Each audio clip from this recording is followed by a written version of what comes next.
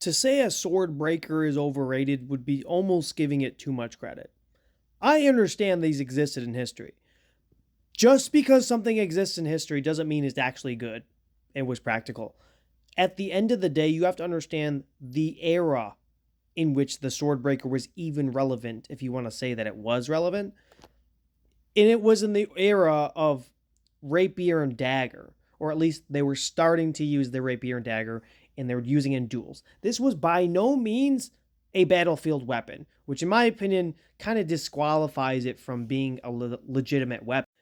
I understand duels are real things, like people actually die, but there's novelty in duels. Sometimes they would purposely give you a certain weapon, kind of like gladiators. Gladiators aren't practical warriors. You know what I'm saying? It was for the novelty.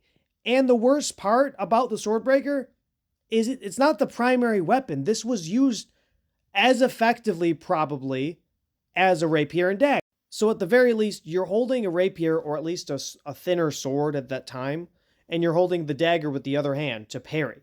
It's just like a parrying dagger, except it's trying to be something else. And if it fails, at the very least, it's just another parrying dagger. So yeah, the swords had to be thin.